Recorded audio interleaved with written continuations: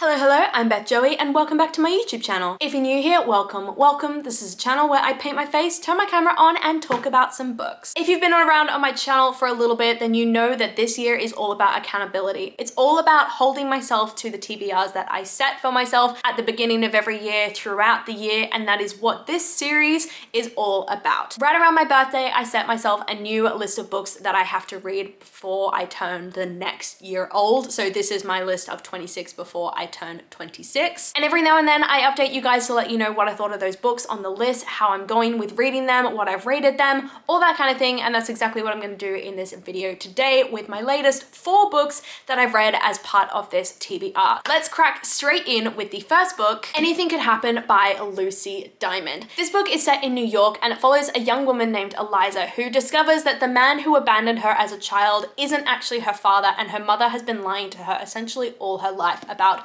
where she really came from. Determined to discover the truth, Eliza sets off with her mother, Lara, to London in order to find her true birth father, and simultaneously bringing up memories for Lara of a romance, a whirlwind romance that happened almost 20 years ago. This is the story of finding family, rebuilding relationships, creating new relationships with people who have more of an impact on your life than you ever thought they would, and figuring out just how important where you came from is to discovering who you are. As for my review of this book, I really liked the way the characters grew throughout the story. You had Eliza building this relationship with her father and this beautiful coming of age almost story going on in her POV, and then you have Lara who is rekindling this romance, looking back at her life and figuring out where she potentially had missed opportunities, and slowly becoming less and less jaded about love after everything that happened with Ben, the father of her daughter, all those years ago. I really liked how it definitely explored Eliza in particular, sort of building that relationship with her father, yes, but also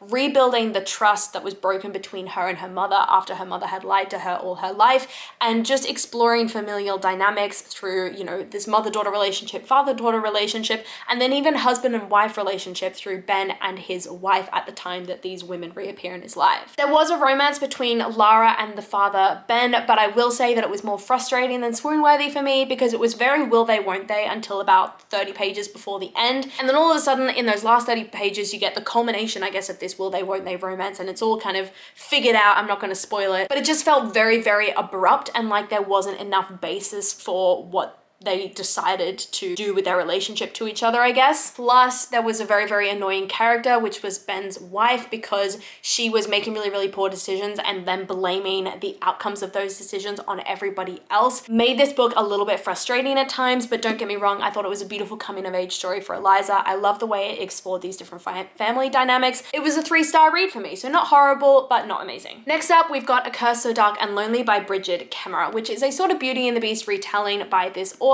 following a character named Harper as she is kidnapped from Washington, DC, and brought to the fairy tale-esque realm of Emberfall in order to reverse a curse that was placed on Prince Ren hundreds of years ago. That curse on Prince Ren is essentially that he's forced to repeat the autumn of his 18th birthday over and over again until he can find a woman to fall in love with him, and then the curse will be broken. So for the hundreds of years that he's been repeating this season, he's been kidnapping women from various other places, be it in his realm or be it in the human world, in the hope to make them fall in love with him in that season, and he's been unsuccessful until he meets Harper. Whilst I definitely enjoyed the vibes of the fairy tale retelling, I think the fact that it is a fairy tale retelling makes the plot and the various plot points very obvious. You go into this book kind of knowing how it's going to end, which makes it a little bit less intriguing. And whilst I liked the romance between Prince Ren and Harper, I thought it was swoon-worthy and cute, I did think it moved really quickly and there needed to be a little bit more relationship building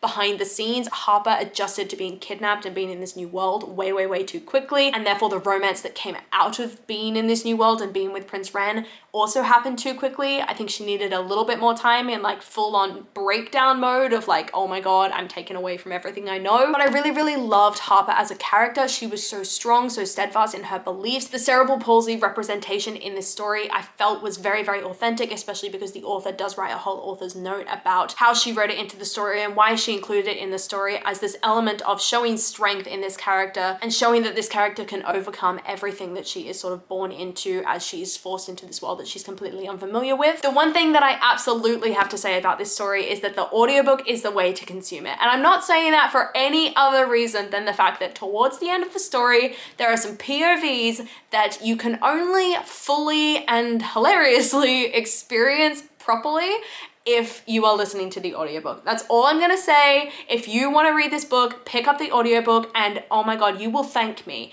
when those POVs happen at the end of the story and you hear the weird shit that was recorded for this story. All in all, I gave this book 3 stars. Next up, I read The Mysterious Affair at Styles by Agatha Christie. I read this on my Kindle, and this book is the first book in Agatha Christie's Hercule Poirot series. So it introduces this detective, and it's all set around a murder mystery that happens at an estate called Styles, where an entire family is brought together by the matriarch, who is definitely controversial in this family because of decisions that she's made relating to her new husband and cutting off her sons from their inheritance. And then all of a sudden, one night, the entire house is woken up to the news that the matriarch has died in her sleep. And so Hercule Poirot is brought on board in order to discover who killed the matriarch of this family, why they did it, and all the various secrets and hidden motivations that everyone in the family is trying to conceal. I absolutely loved my first book from Agatha Christie. This was such a fascinating read for me, and I was absolutely bamboozled by it. I did a whole video dedicated to solving the mystery as I was reading the story, so I would recommend going and checking that out. It was a lot of fun to film and experience the book live, I guess, as I was reading it. I found all the characters involved in the story so convoluted and confusing in the way that they had so many hidden motives and histories and everything with each other, but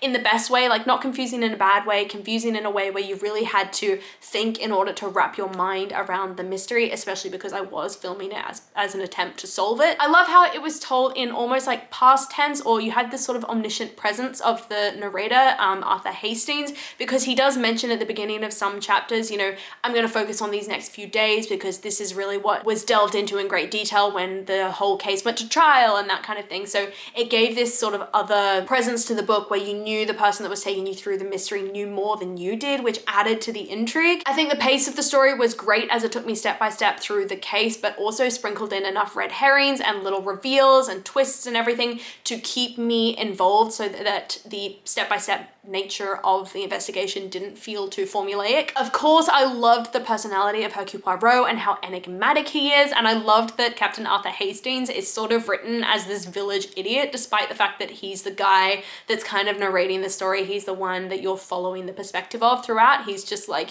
he's an idiot. He's bamboozled by the whole thing, and he is the cause of like half the red herrings, and I think he's the sole reason why I didn't solve this mystery, because he led me off on so many red herrings and I relied on his perspective way too much when I should have just gone back to the root of this whole mystery and simplified it way down. Sometimes the obvious suspect is the one who did it. All in all, I love this book. I gave it 5 stars, and I'm super excited to read more of Agatha Christie's mysteries and continue on with my video series where I solve them as I read them. And lastly, we've got Daisy Jones and the Six by Taylor Jenkins Reid, which is set in the 1970s and follows a band called Daisy Jones and the Six, which quickly rises to fame, almost gathers a cult-like following before a final show in 1979 at the Whiskey, which is the last performance before the band breaks up and no one truly knew what happened except for those in the band. It tells the story of love, friendship, betrayal, sex, drugs, and rock and roll in this oral history by splicing together interviews of all the different members of the band in order to create this one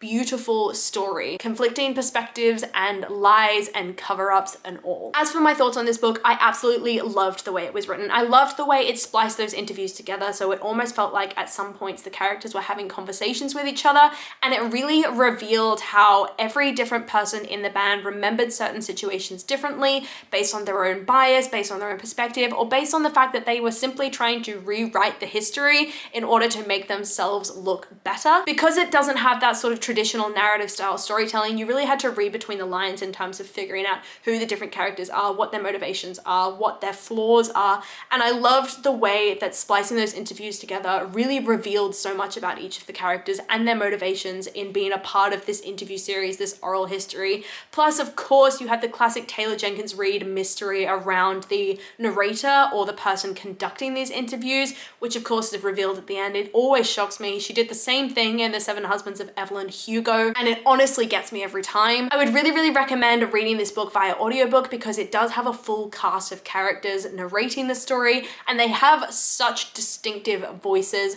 both audibly and also in the way that they're written. It's such a beautiful story, honestly, of how this band became a family and all the respective issues that happen as a result of that. Like all the, you know, naturally siblings and family members and everything fight, and the way that those dynamics are explored is just fascinating throughout this read. I gave it 5 stars. If you can't already tell from how I'm gushing about this story, I absolutely, absolutely loved it, and I would recommend it if you haven't read it already. Obviously, Taylor Jenkins Reid kind of has a cult-like following, so you probably have read it, but I hadn't, and now I'm a massive, massive fan. So those are the 4 latest books that I have read from my 26 before 26 TBR. Let me know down below if you've read any of these books and what you thought of them, if you thought the same thing as me, or if you had a different perspective to me, or just let me know what you're reading at the moment, loving it, hating it, all that kind of thing. Come and chat to me in the comments down below. I love talking to you guys, and I do my best to reply to every single comment. I really, really hope that you enjoyed this video, and if you did, please do let me know by liking, subscribing, and hitting that notification bell all down below. It's a super, super easy way to help my channel grow,